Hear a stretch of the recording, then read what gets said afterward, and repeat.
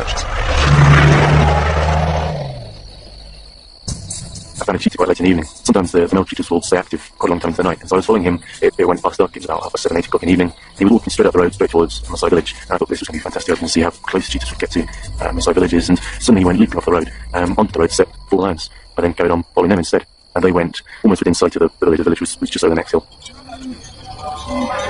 Lions will even break into Masai villages in an attempt to reach the cattle inside. The Masai mounted a fence, but it's dangerous. The balance of power has switched. The nocturnal hunters are in their element.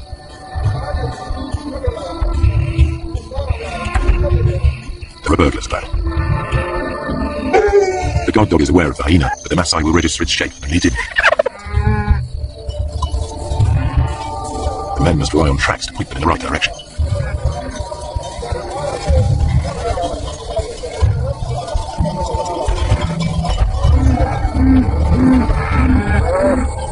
During the attack, a cow was killed and dragged off. The following morning, the Masai inspect the corpse. They can easily identify the cause of death. Wringing the neck are distinctive punctures, the suffocating bite of the lion. The culprit also mauled a warrior. The wounds would quickly become infected. The tribal doctor cleans the site thoroughly, without anesthetic. The Masai cries suffering without complaint of a hole.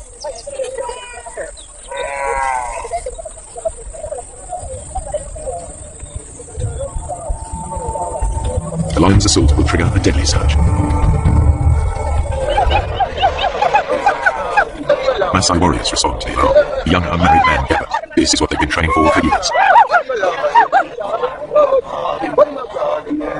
It's the supreme test of their stamina and self-control, and the test of their ability to bear pain without flinching. This is what they've been waiting for, just such a chase. Success will give them a passport to adulthood, the chance to find a good wife. Failure will mark them for the rest of their lives. But before they can take part, they need to demonstrate their fitness. The elders will decide who will and won't go.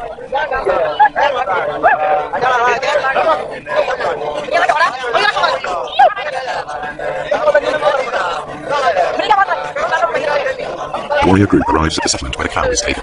Each warrior wields a long-bladed spear. They're also armed with short double-edged swords and lethal clubs. They're all experts in the use of these weapons, against animals as well as people. In many areas, the warriors are now outlaws, but in this part of the Serengeti, their ceremonies are tolerated. Lion hunting by the Masai is illegal, but these warriors are so far from the towns, they are generally allowed to continue. A day of ritual begins with chanting and dancing to hypnotic rhythms. Warriors demonstrate their strength and agility by leaping.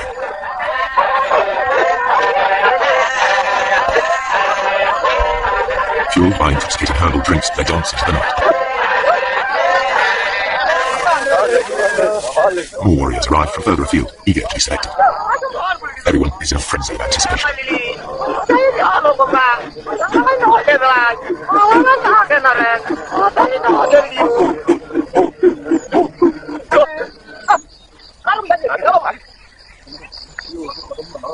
Oyelembikas, a village elder, addresses the warriors.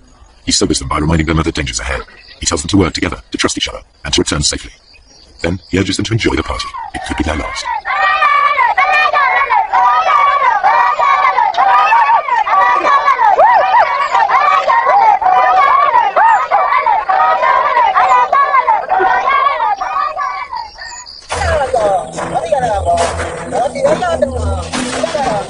In the morning, 2 hunts unfold far apart. A lone lioness spies out towards them. Animal or human, hunters face mortal danger in the coming hours.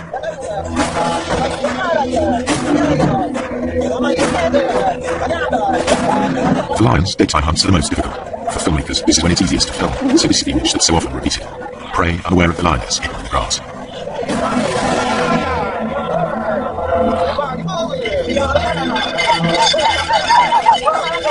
The hunters head for the place where a lioness was seen recently, the one they believe killed the cow.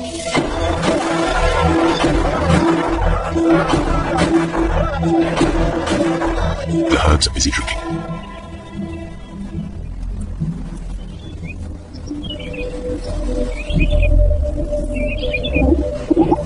Zebras have keen sight. Their bulging eyes give a wide-angle view of danger.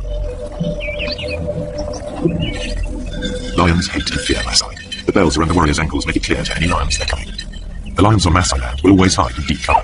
The warriors must flush these out to the open. Then they have a chance to tire it out before they come in with their spears.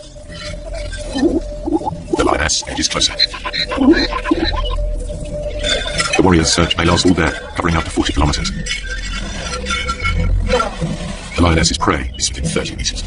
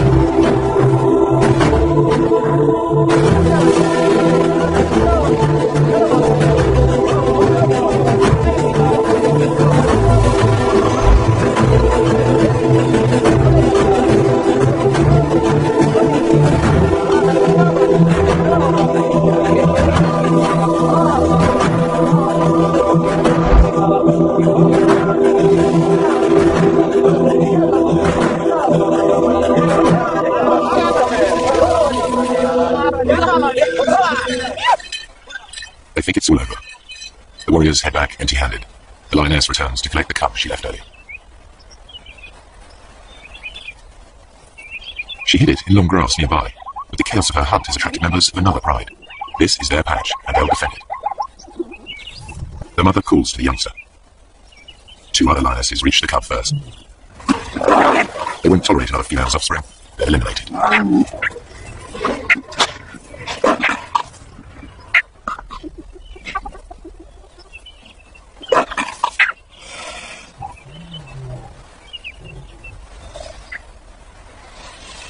This is not about hunger. The corpse is left of vultures and hyenas. The mother's life too is under threat. She's no relation. The pride will kill her, she says.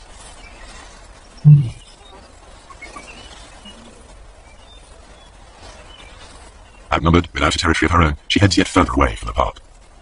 When lions roam, they're at risk, and so are their pursuers. What you're about to see has never been shown before. A tourist's camera videos the end of the hunt. A lion is cornered. There seems no way out.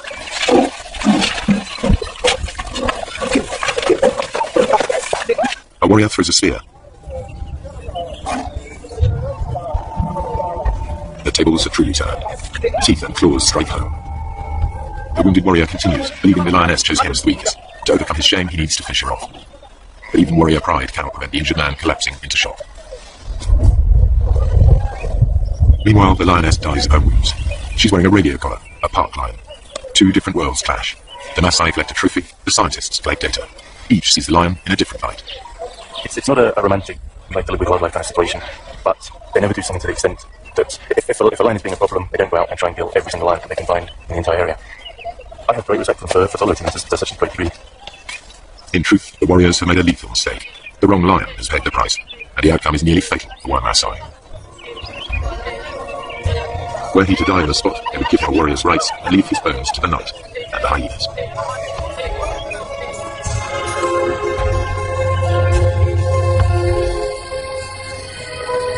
Night is the time of the four-footed hunters. Most hours are clouded over or feebly lit like faint stars. On moonless nights, the Maasai only leave the safety of their bomas in groups. But there is no safety in numbers now for the grazers of the plains. The darkest hours of the night see restless action. Animal hunters arrive in numbers never seen during the day. Spooked, the herds of wildebeest, zebra and gazelle burst into panicky runs. They fear lions and hyenas are nearby, but only the camera can see.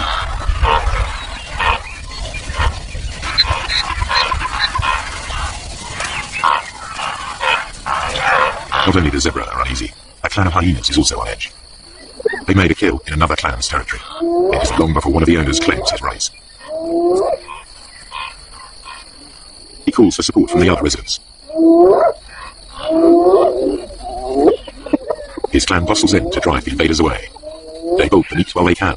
Other threats may arrive to challenge them in turn. They remain watchful. This is truly fast food. The invaders will be back to recapture their meat. You can see this clearly in infrared light. But how do the animals see in these conditions? Like all the animals here, their eyes appear to glow. A mirror-like membrane doubles the available light. Then their brains enhance the images, filling in the gaps to see detail more clearly. The newcomers soon return in force. The prize seesaws between them until it's all gone. But with so little light, even their superb night vision is challenged. This is as close as you can get to seeing through their eyes. It gives an idea of how they can operate in this dark world.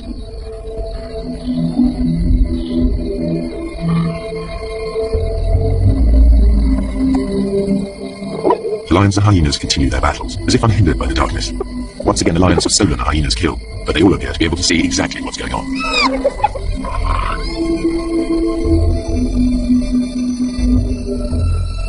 And when the lions go hunting, they do so just as they are. They wander off in the general direction of the sound of herds of animals. To the lions, the herds are almost invisible at any distance, just dull grey smears. But they can locate the grazers easily by sounds and smell.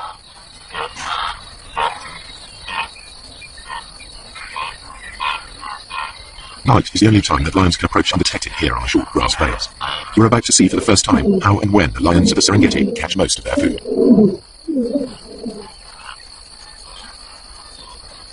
Tommy dips his head to see whether or not he can see danger silhouetted against the sky. The circling line is almost invisible. Bathed in infrared light, it stands out. Another Tommy can hear something. And is off.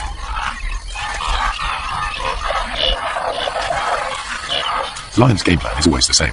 Get close to the herds, then spread out. They don't need to make any effort to hide themselves. Only their footfalls give them away. And, because they're unseen, lions are no longer at a disadvantage as they approach their quarry.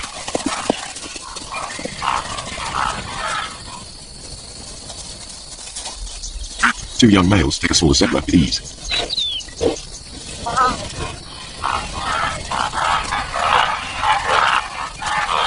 A lioness gives chase. A high kick lets her quarry escape.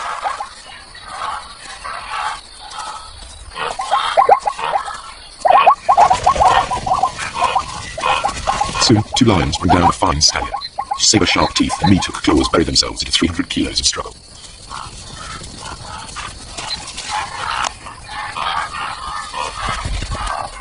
One lion grips the throat in a stranglehold, the other prepares to feed. Their ability to keep a grip on their prey in pitch darkness makes the kill possible.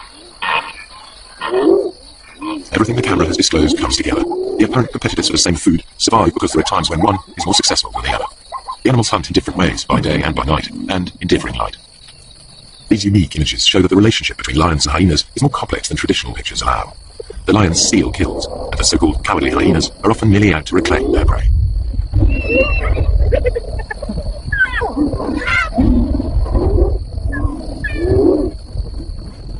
Don't say you've never seen a brave hyena. A thieving male lion is forced to take them on. The hyenas persist even though a single blow could be fatal. Its frequent nighttime behaviour has never been recorded before. There's much more going on in the dark than people have realised, and there must be many more secrets still to be revealed.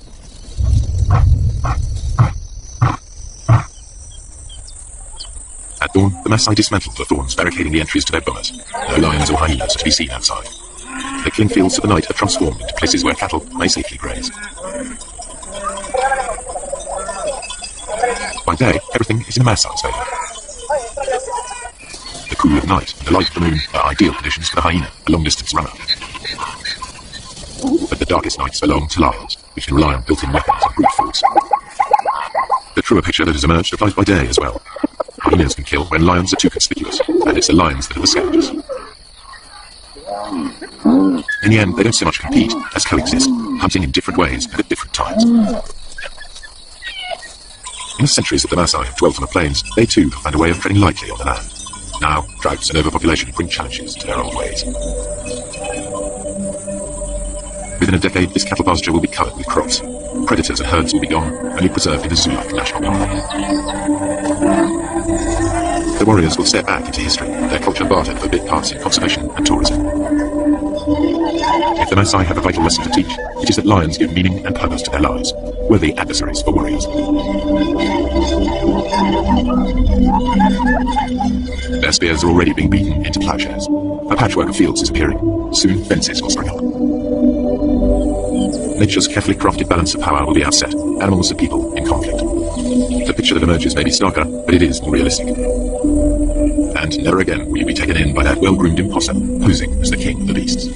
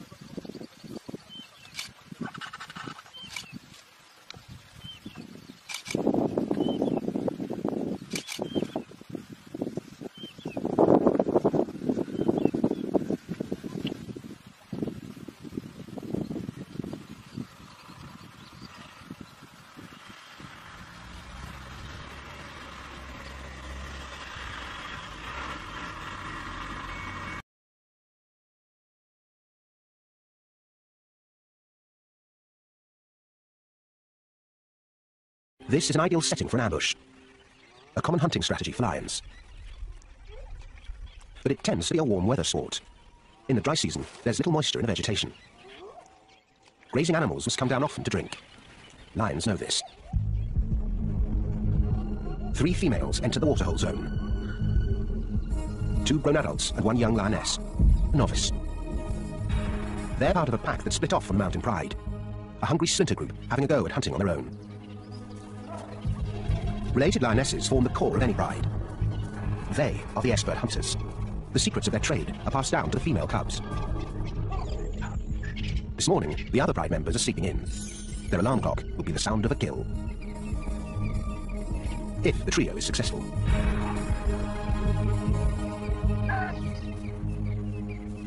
They take out their positions before any sign of prey. Lioness number 1 is equidistant to numbers 2 and 3, about 65 meters apart. None of them is stationed more than 45 meters from the waterhole. This triangle formation means only one thing: the ambush.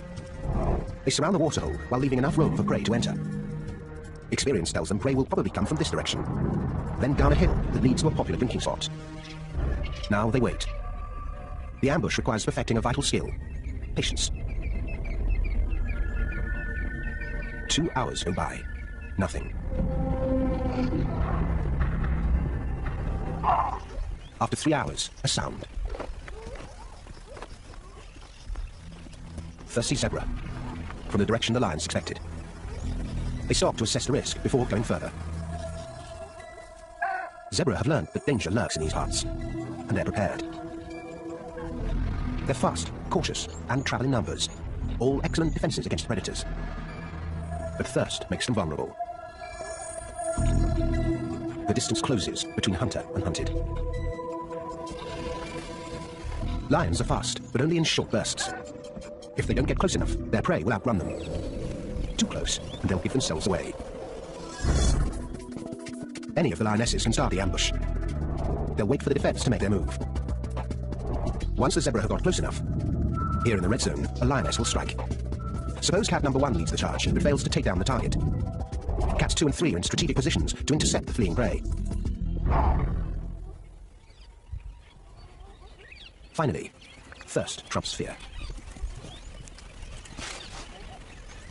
It's all going according to plan. Until some spectators show up. Swainson's spurfowl will screech when they sense a threat. The zebra will then be alerted to the hunter's plot. This cat must remain calm, or the ambush goes up in smoke.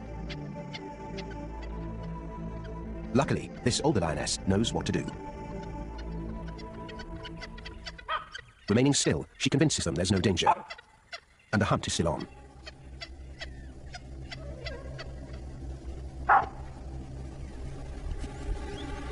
Now success relies on the last stage.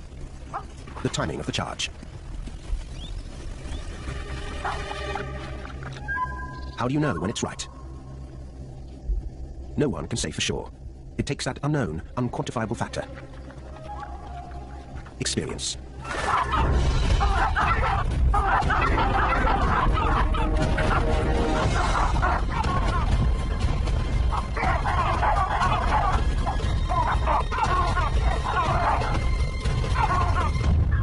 The attack ends in failure. So what went wrong? The lionesses have taken 5 hours to reach this critical point of the hunt, but it's the culmination of millions of years of pack and prey evolution that led to the outcome. In this round of the age-old game, the defense triumphed. Perhaps we should ask, what went right for them? Many prey species have evolved to live in herds, and there are many benefits. Safety in numbers, for one. And more scouts to look out for danger. Perhaps they saw or heard the lions before the charge. But looking back, we see the trio flawlessly getting into position. Quiet, stealthy walking, and artful camouflage. Perhaps the zebra picked up an alarm call from another species. Not the spurfowl. Here the lioness's passive concealment preempted detection. But she couldn't do anything about another spectator. Like birds, baboons send out alarm signals when predators are in the vicinity. But the zebra didn't seem to react to their distant call. What is clear, if you look closely, is a problem with the charge. It seems the timing was off. The culprit? The rookie. As with many youngsters, she lacked patience. The ambush might have worked if the lioness waited for the zebra to move into the ideal position for the net to close. The retreating herd would have been cut off by the waterhole and blocked by the other hunters. But the inexperienced cat jumped the gun and scared the zebra back up the hill and away. The downside of hunting in a pack is that you're only as good as your weakest link.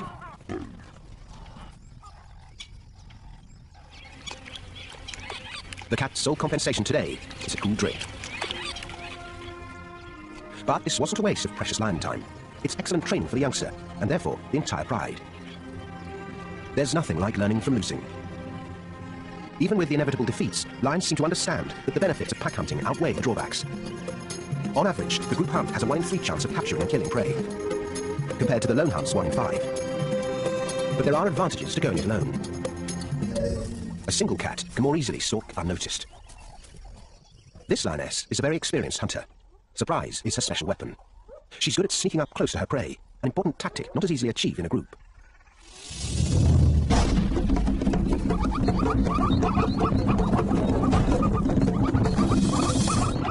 Without her perfectly adapted claws, success would be elusive. Lion claws are retractable. When a lion is on hunting, claws are kept sharp under a protective sheath. As a lion jumps on the prey's hindquarters, it releases its claws and sinks them into the flesh like hooks. The cat tugs downward, while muscle and teeth take over, finishing the job. A lone hunter can keep more of the spoils for herself, but eventually she'll have to share with some of the others. Even if she doesn't want to. Sharing is a lion thing. Most other cats are loners, but lions depend on each other. To raise their young, to defend their territory, and especially to hunt. It's their extraordinary ability to coordinate their attacks that gives them an edge. The mountain pride is skilled at the group hunt, but they're struggling. They can't seem to kill enough prey to quell their hunger. Something is getting in their way. A problem that might seem familiar to many species. Teenagers.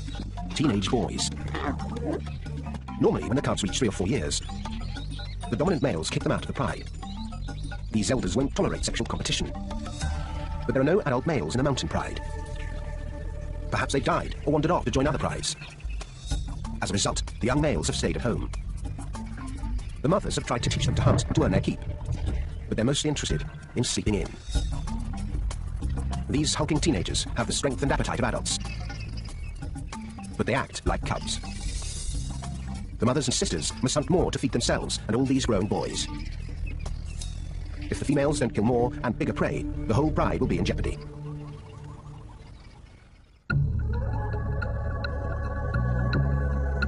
As night sets in, the females pick up a mouth-watering scent. Impala. For a lion, an antelope like an impala is not a lavish meal, just daily grub. But this doesn't make the hunt any easier. Impala use a kind of advanced warning system known as the flight zone. As soon as a potential threat crosses a perceived boundary, the animals know to run. The alarm system provides a head start. An impala knows it can outrun a lion if it takes off as soon as the alarm is triggered. The lions must respect the flight zone, get to know it, and eventually penetrate it. They must get as close as possible to their prey without being detected.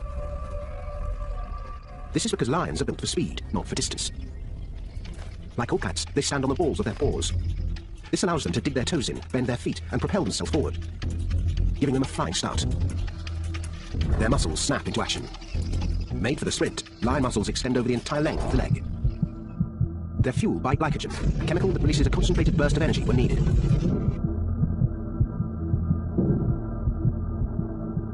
But it is short-lived. A lion may be able to hit its top speed of 60 kilometers an hour in a split second, but it can only maintain it for 90 meters.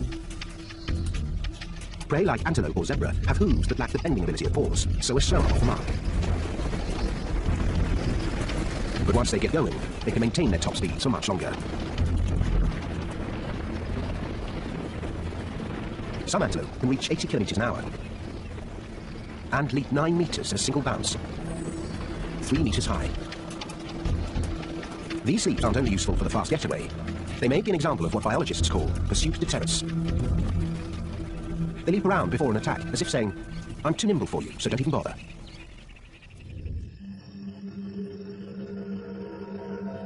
The hunters quietly slip toward the prey. Tonight, the wind comes from the east, disguising the lion's sound and scent.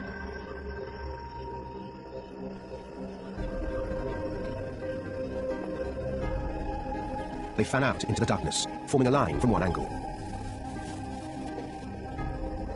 They're foregoing the ambush option. Lying in wait is useless, since their prey is already in place. Instead, the cats decide to go for another strategy. 5 cats will form a line, staying within eye contact of each other. They'll want to get close enough for the collective sprint, while remaining outside the flight zone. If the outer lions cover the wings, while the inner ones cover the center, their chances of catching impala will increase. The lionesses on the wings should start the charge. Some impala will leap away, but others might run towards the middle, where they can be intercepted.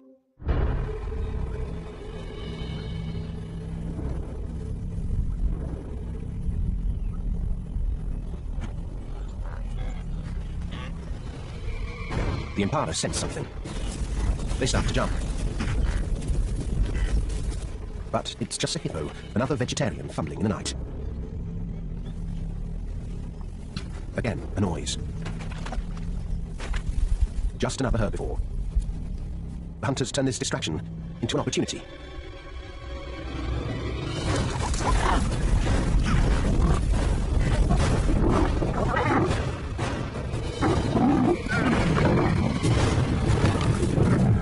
This time, it works.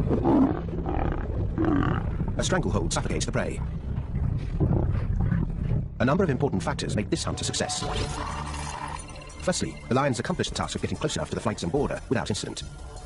Secondly, the lions did take up their positions as wings and centers, with a slight variation. They launched the blitz in unison, creating massive confusion, capturing an unlucky impala in the fray. Thirdly, there were major problems with the impala's defense strategy.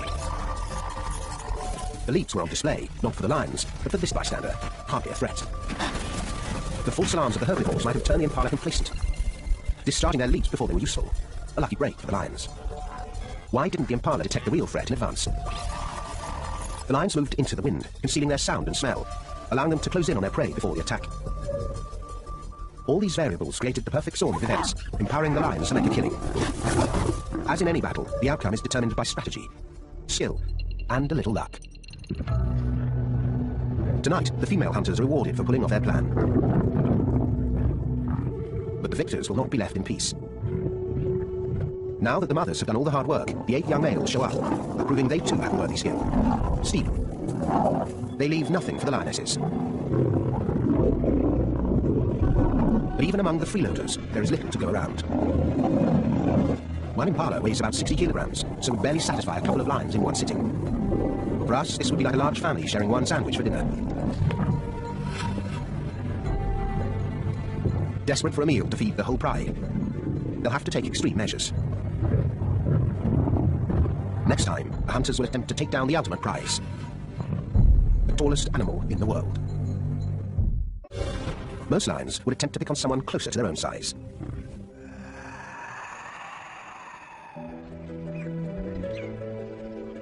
Out on the grasslands, a mother tends to her foal.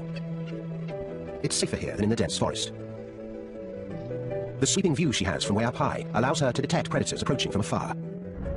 Her flight zone appears to be larger than the impala's, probably because the giraffe is a slower animal and needs more time to get a head start. Through trial and error, lions know this. They also know if they penetrate this giraffe's flight zone, she won't run. She's a mother, and she will not leave her foal behind. There's no need for an ambush or blitz. Instead, the lions come up with another plan: the siege. Ideally, this tactic requires surrounding prey and pushing in. Two lions will distract the mother, while a third will sneak in and drag the foal away. The lions creep close, encircling their target, blending in. The foal gets tangled in the grass and lags behind his mother. The hunters seize the moment.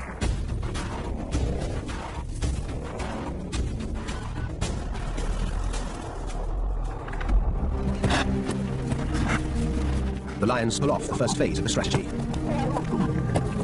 But now they'll have to contend with the mother's fury. They pause and reset their positions. The foal is injured. Suddenly, a fourth cat barrels in, distracting the mother. Without her, the foal is defenseless.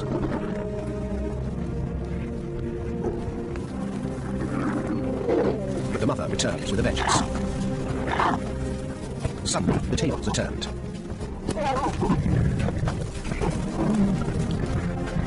But the giraffe has made a fatal error. While lunging, a powerful hoof hits her foal. She seems to know what she's done. Perhaps fearing for her own life now, she flees. It's over.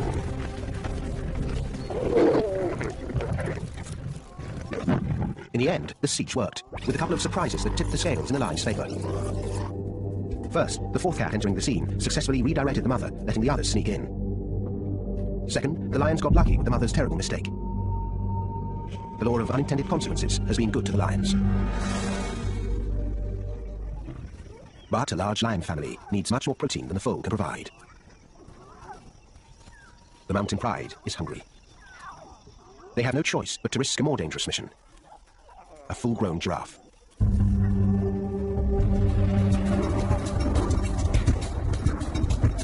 The odds are against them. How will they go after the mighty giant? They start with a move to the right location. To the edge of the mountains. Rocky terrain.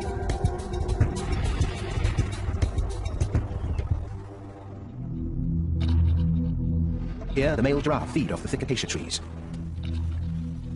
And here, they're more vulnerable to attacks. Because here, their main defense is useless. Giraffes can't easily run over the rocks. In fact, they're stumblers. Their height serves them well, except when it comes to stability. Once felled, getting back up is tough. Lions observe this. The giraffe's other excellent defense, seeing far across the grasslands, is also compromised in the forest. They can't see, and they can't run. Like the zebra risking their lives for a sip of water, the giraffe must sometimes trade safety for a meal.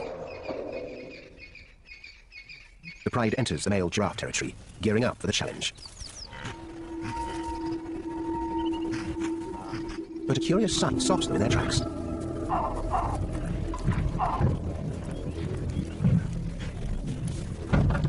The battle of the necks. Two males wrestle to establish dominance.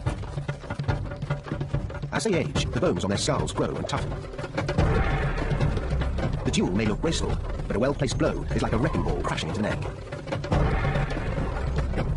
A lion's life is full of surprises, but problem-solving is part of the job. They definitely can't attack two giraffe.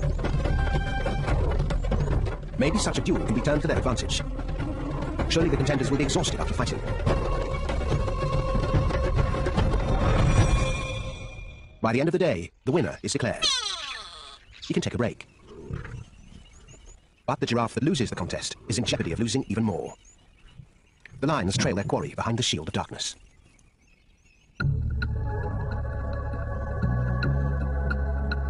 The mountain pride calls in more troops.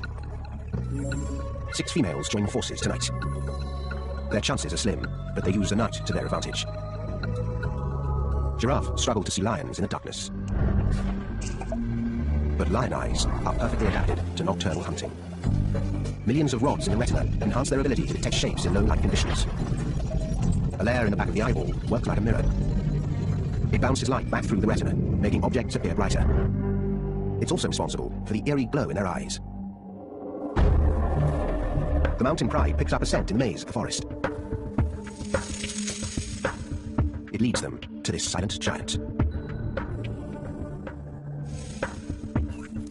As with the female giraffe, an ambush or blitz is unnecessary. Instead, they'll deploy their siege strategy. First, the lions must herd the giraffe out of the trees and into a small clearing, giving them room to work. The pack will encircle him to within a meter of his hooves. At least 3 must distract the giraffe, while 1 jumps on his back. Then the entire team will wrestle him down. The giraffe has only one option: to fight. The lions attempt to flush him out of the trees.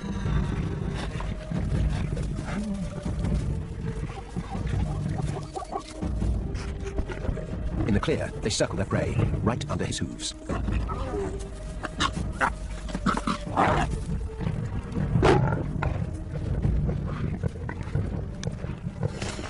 The giraffe's back kick is its most lethal, like a fast-swinging sledgehammer. But lions have learned to weave in and out of the legs to avoid the hoof punch. The front kick is also powerful, but more of a swat than a slug.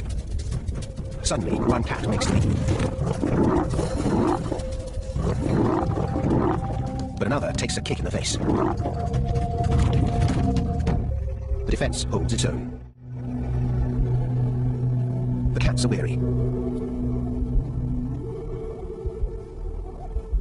The combatants are locked in an uneasy truce. A decision to call it quits is looming. Until a surprise. Reinforcements for the mountain pride arrive. It's the young males, the ones who have hardly ever worked for their food. The extra troops break the deadlock. In the darkness, the battle ends.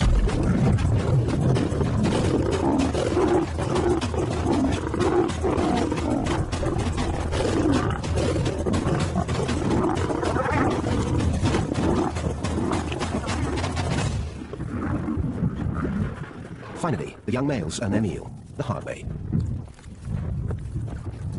Let's take a second look and examine what worked for the lions. 1. They found the right spot for hunting giraffe, in rocky terrain with no place for the prey to run. 2. They made their move at night, when giraffe can hardly see lions approaching. 3. After herding the giraffe into a small clearing, they closed in almost directly under him, avoiding his kick, at least for a while. 4. A few cats distracted the giraffe, while 1 jumped on his back. This first attack may have seemed premature, but it contributed to tiring out the giraffe in the long run. 5. Remember the lioness who received the blow? In slow motion, we can see she actually twists her body backward, avoiding the thrust of the kick. This acrobatic defense allowed her to avoid an injury and stay in the fight. 6. If you look closely, you'll see rotation. Some lions moved in while others retreated. They were tired, but would have been exhausted if they hadn't taken turns. Lastly, and perhaps most importantly, the teenage males entered the arena. The extra muscle enabled them to control the game and defeat the giraffe.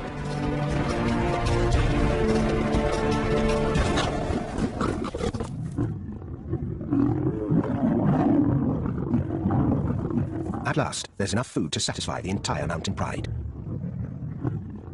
It seems the young males are finally understanding the power of the pack.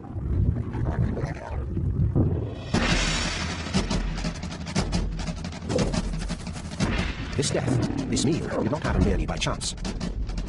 There are many tiny variables reacting off one another that determine the outcome of the battle. The mastery of perfect timing, the fine-tuning of sensory skills, the fervent dance of defense. But it is this power of cooperation that has worked the lion's advantage. The mountain pride has learned to take down the tallest animal in the world by pooling their expertise into team tactics. A smart move in the ever-changing duel of life and death, played out on the battlefield of the wild.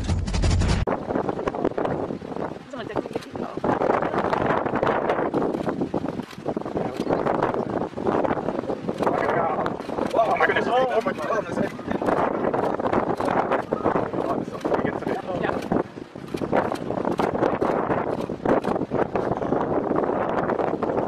We get blood on his leg. Yeah, the blood's on the leg. The crocodile's got blood on his leg.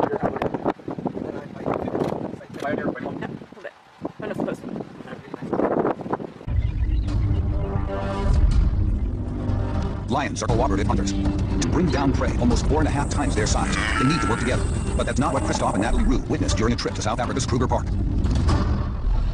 I woke up early in the morning so we can drive. As I was driving at the corner of my eyes, I've seen that thing jumping. It's a lone lioness trying to take on an injured buffalo. So we are very, very excited. Almost panicking, looking around for the camera. The buffalo makes one final charge, but it's too weak, and the lioness moves in for the kill. She started then eating his hind leg, so he couldn't walk any further. By wrestling a 680-kilogram buffalo, this lioness might have bitten off a little more than she can chew. I actually thought that you wouldn't be able to take down that big buffalo. She's trying to wrestle the buffalo onto its side to expose the neck and belly. But this is a job suited for at least 3 specialized hunters. I thought that, the pride would come along or other lionesses, just to help her, but maybe an hour later we realized that she's wanting to take this buffalo down all by herself. Even though it's injured, the buffalo is still a force to be reckoned with. She took it very cautiously. She was never anywhere near the head of the buffalo or the neck, always trying to bring it down from the back, exhaust it, pull it down. The end is in sight. And then...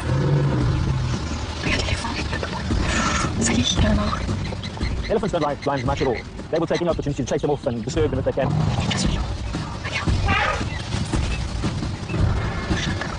The drama isn't over yet. You would think that the elephant would just carry on walking.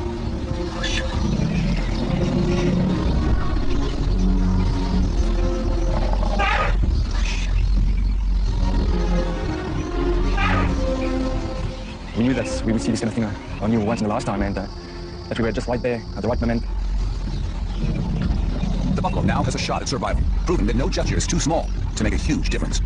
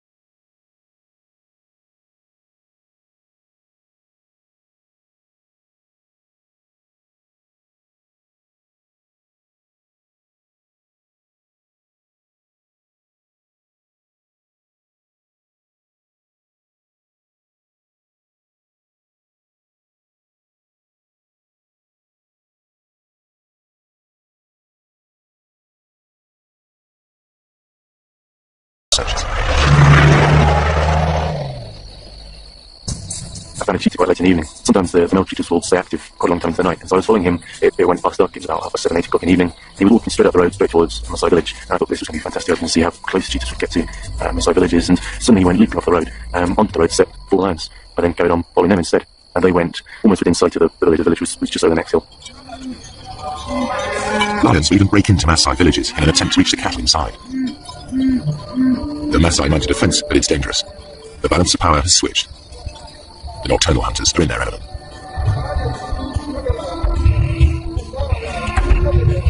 There are burglars about. The guard dog is aware of the hyena, but the Maasai will register its shape and lead in. The men must rely on tracks to point them in the right direction.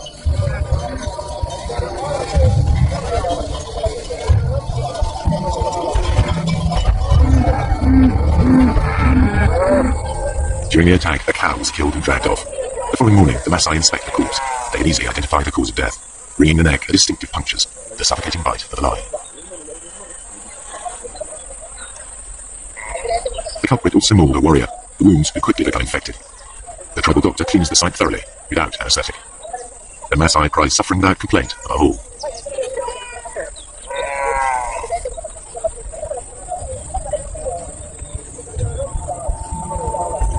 The lion's assault will trigger a deadly surge. Maasai warriors respond to the alarm. The young unmarried men gather. This is what they've been training for years. It's the supreme test of their stamina and self-control, and the test of their ability to bear pain without flinching. This is what they've been waiting for, just such a chase. Success will give them a passport to adulthood, a chance to find a good wife. Failure will mark them for the rest of their lives. But before they can take part, they need to demonstrate their fitness. The elders will decide who will and won't go.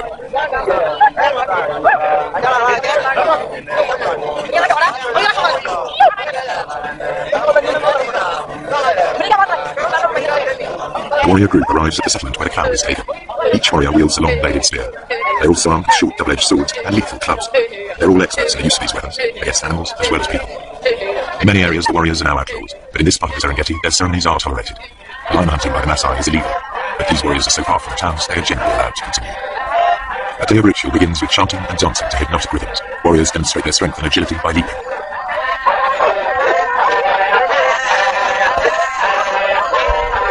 Fueled by intoxicating herbal drinks, they dance into the night. More warriors arrive from further afield, eager to be selected. Everyone is in a frenzy of anticipation.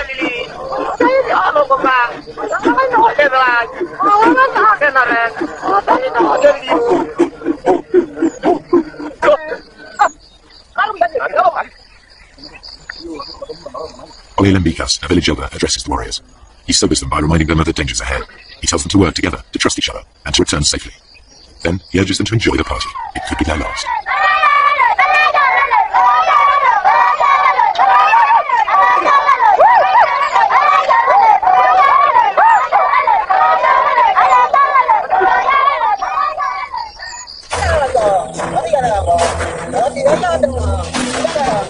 In the morning, 2 hunts unfold far apart. A lone lioness spies out towards her. Animal or human, hunters face mortal danger in the coming hours.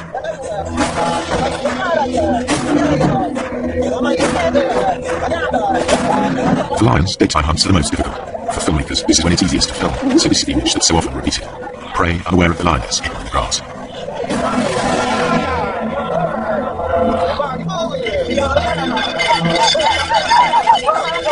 The hunters head for the place where a lioness was seen recently, the one they believe killed the cow.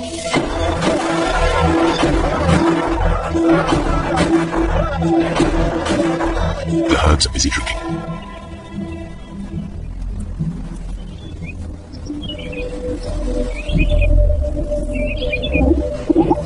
Zebras have keen sight. Their bulging eyes give a wide-angle view of danger. Lions hate and fear Maasai. The bells around the warriors' ankles make it clear to any lions they're coming. The lions on Maasai land will always hide in deep cover. The warriors must flush these out to the open. Then they have a chance to tire it out before they come in with their spears. The lioness edges closer. The warriors' search may last all day, covering up to 40 kilometers. The lioness's prey is within 30 meters.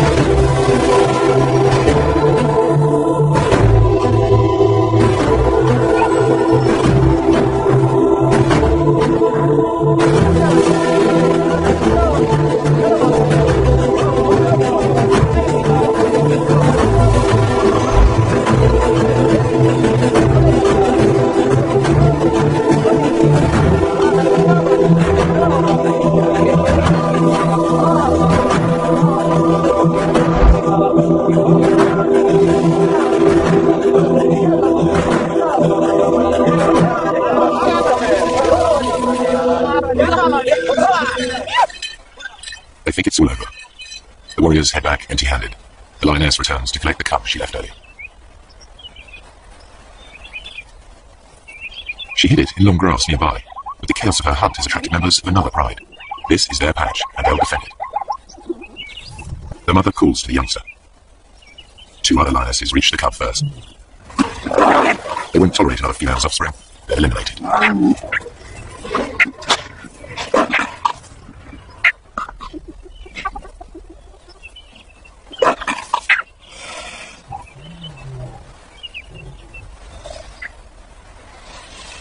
This is not about hunger. The corpse is left of vultures and hyenas.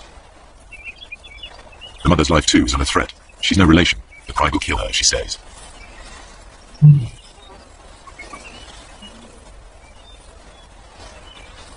Outnumbered, without a territory of her own, she heads yet further away from the park. When lions roam, they're at risk, and so are their pursuers. What you're about to see has never been shown before. A tourist's camera videos the end of the hunt. A lion is cornered. There seems no way out.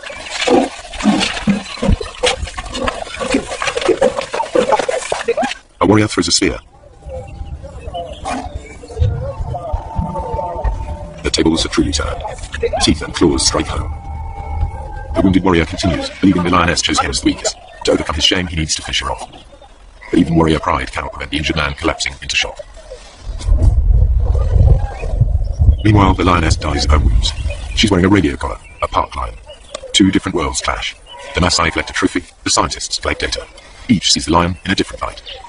It's not a romantic, like to live with wildlife kind of situation, but they never do something to the extent that if a lion is being a problem, they don't go out and try and kill every single lion that they can find in the entire area. I have great respect for them for tolerating this to such a great degree. In truth, the warriors have made a lethal mistake. The wrong lion has paid the price, and the outcome is nearly fatal for one Maasai. Were he to die on the spot, they would give our warriors' rights and leave his bones to the night and the hyenas.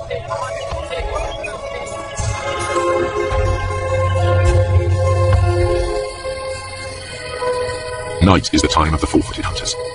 Most hours are clouded over or feebly lit like faint stars. On moonless nights, the Maasai only leave the safety of their bomas in groups. But there is no safety in numbers now for the grazers of the plains. The darkest hours of the night see restless action. Animal hunters arrive in numbers never seen during the day. Spooked, the herds of wildebeest, zebra and gazelle burst into panicky runs. They fear lions and hyenas are nearby, but only the camera can see them.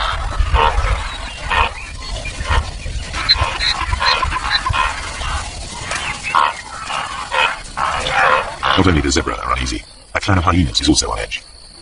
They made a kill in another clan's territory. It isn't long before one of the owners claims his rights.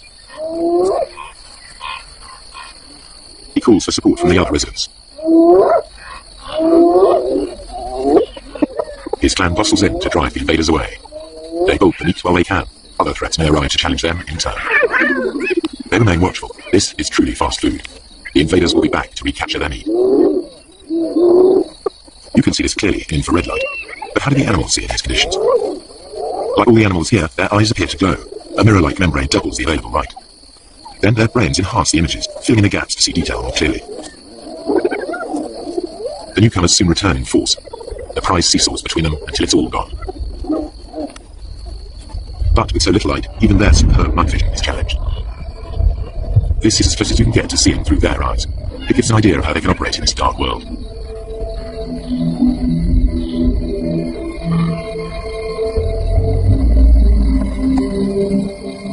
The lions and hyenas continue their battles, as if unhindered by the darkness. Once again the lions have stolen the hyenas' kill, but they all appear to be able to see exactly what's going on.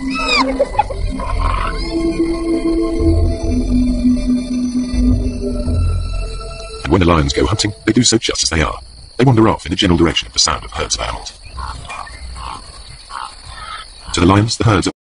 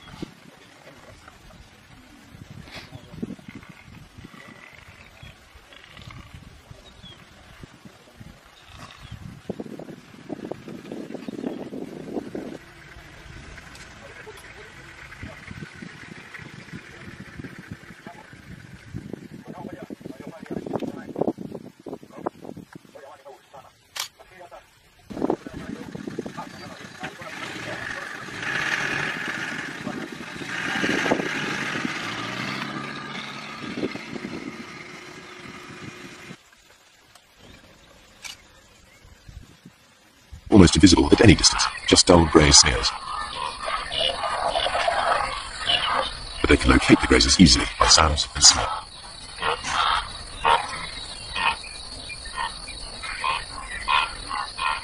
Night is the only time that lions can approach undetected here on the short grass plains. You are about to see for the first time how and when the lions of the Serengeti catch most of their food.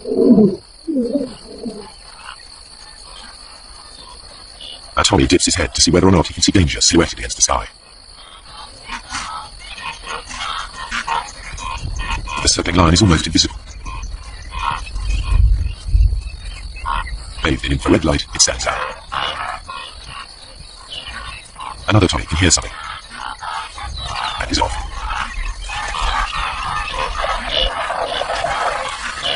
The lion's game plan is always the same. Get close to the herds, then spread out. They don't need to make any effort to hide themselves, only their footfalls give them away.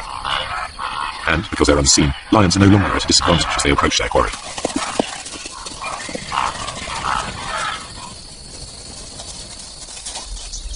Two young males take a smaller zebra with ease.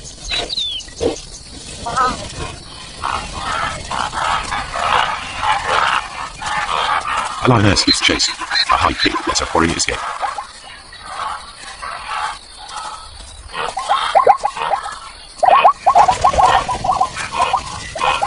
Soon, two lions bring down a fine stallion. Saber-sharp teeth and meat-hook claws bury themselves into 300 kilos of struggle.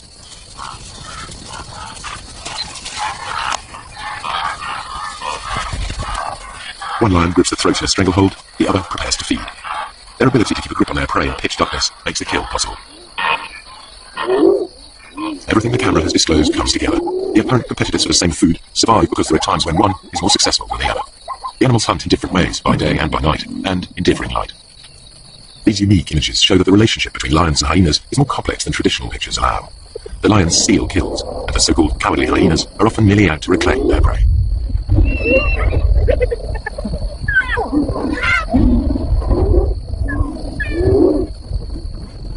Don't say you've never seen a brave hyena. A thieving male lion is forced to take them on. The hyenas persist even though a single blow could be fatal. Its frequent nighttime behaviour has never been recorded before. There's much more going on in the dark than people have realised, and there must be many more secrets still to be revealed.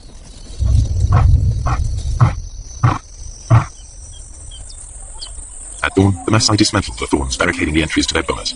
No lions or hyenas are to be seen outside. The killing fields of the night are transformed into places where cattle may safely graze. By day, everything is in the Maasai's favour. The cool of night and the light of the moon are ideal conditions for the hyena, a long-distance runner. But the darkest nights belong to lions, which can rely on built-in weapons and brute force. The truer picture that has emerged applies by day as well. Hyenas can kill when lions are too conspicuous, and it's the lions that are the scavengers.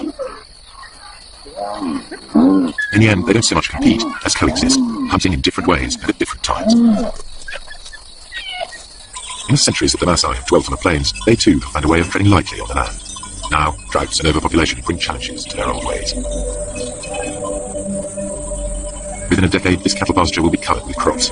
Predators and herds will be gone, only preserved in the zoo-like national park. The warriors will step back into history, their culture bartered for big parts in conservation and tourism.